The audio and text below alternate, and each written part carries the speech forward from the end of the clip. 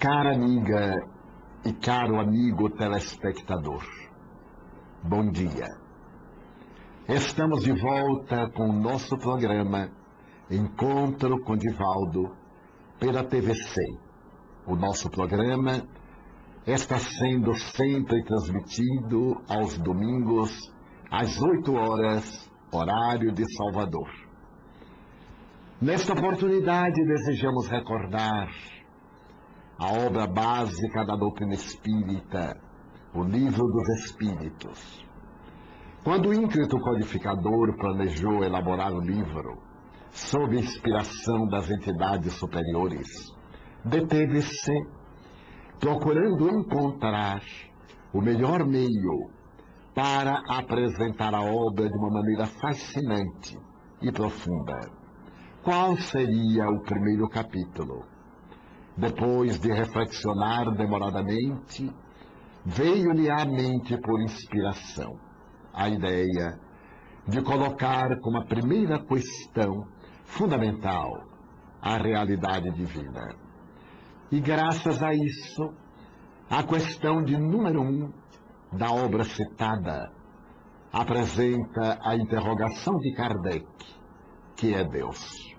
Até então, aqueles que procuravam oferecer notícias a respeito de Deus sempre propunham a pergunta de maneira equivocada: quem é Deus?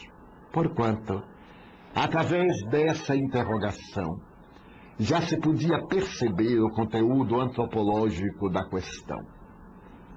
Na interrogação quem é Deus, podemos encontrar logo, no verbete quem, o homem que. No entanto, Allan Kardec, eminente filólogo, especializado na língua francesa, para a qual ofereceu um grande contributo, publicando uma gramática, abordando a irregularidade da conjugação dos verbos, especialmente da primeira conjugação, considerados os mais irregulares das línguas neolatinas, ele faz a interrogação de maneira correta: que é Deus? E as entidades venerandas redarguem: Deus é a inteligência suprema do universo, causa primeira de todas as coisas. Não poderia haver uma resposta mais concisa, mais completa do que essa. Aliás, o príncipe Siddhartha Gautama, quando se tornou iluminado, teve a ocasião de dizer que somente Deus, o infinito e o espaço, poderiam definir o espaço, o infinito e Deus. Ele não se atreveu a definir nenhum desses três postulados da vida, porque definir é limitar, e sendo Deus ilimitado, sendo Ele o excelso Criador do universo, como encaixá-lo dentro de uma definição? As entidades superiores, no entanto, lograram êxito incomum, definiram-no sem limitá-lo. Na sua condição de inteligência suprema do universo e de causa primeira de todas as coisas, nós possuímos uma ideia, embora muito remota, da sua realidade, sem o situar na condição de conteúdo, mas sim de continente da realidade transcendental. Mas Kardec não ficou satisfeito com essa resposta e voltou à carga logo depois. Que provas se tem da existência de Deus? E as mesmas entidades sábias responderam-lhe: em o axioma que aplicais às vossas ciências, Todo efeito provém de uma causa, logo, aquilo que não foi feito pelos homens, por Deus foi feito.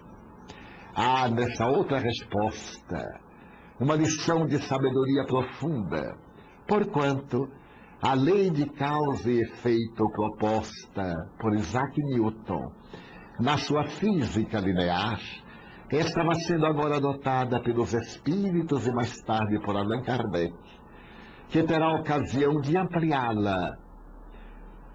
Todo efeito provém de uma causa, mas se o efeito é inteligente, a causa também é inteligente, estabelecendo a lei de causa e efeito para explicar todas as ocorrências que têm lugar na vida das criaturas e na própria estrutura do mundo universal. Desse modo, quando nós procuramos pensar em Deus, não nos é lícito humanizá-lo. Qualquer tentativa de recorrermos à figura mitológica bíblica, de que era o Senhor dos Exércitos, de que marchava à frente de Israel na condição de vingador, ou naquela figura mitológica do ser que desce ao regato para poder fazer o homem do barro da terra, ou na outra proposta de que Moisés recebeu das mãos de Deus, o Decálogo, não passam de conceituações eminentemente antropomórficas, procurando oferecer a Deus os atributos humanos, quando, ao criar-nos a sua imagem e semelhança, não nos fez do ponto de vista físico, senão proporcionando-nos o seu psiquismo criador, na condição de uma chispa eterna, com a capacidade de evoluir e de desabrochar como as sementes potenciais divinos que existem em todos nós. Desta forma, o conceito a respeito de Deus no Espiritismo possui a abrangência legítima que dignifica esse ser causal, esse arquétipo primordial na conceituação de Carl Gustav Jung, ou como teve ocasião de dizer Baruch Spinoza, o célebre filósofo holandês, naturans. Deus é a natureza da natureza. O Platão, o Eidos, a ideia deste mundo notável que é o mundo causal, primordial, donde tudo se origina e onde tudo se volta a integrar. Nada obstante, periodicamente no curso da história, Deus tem sido objeto de controvérsias. Filósofos, cientistas, artistas, pessoas da mais variada conceituação de pensamento e de ato, sempre têm procurado oferecer-lhe uma interpretação ou negar-lhe a realidade. Recordamo-nos que durante o século XX houve uma dessas investidas no célebre período ripieísta, particularmente quando foi publicado o Catecismo Holandês, numa continuação lamentável da Revolução Francesa, que em 1793 declarou a morte de Deus. No Catecismo Holandês referido, elaborado por teólogos da Holanda, esses nobres estudiosos tiveram ocasião de afirmar: nós somos cristãos, mas não cremos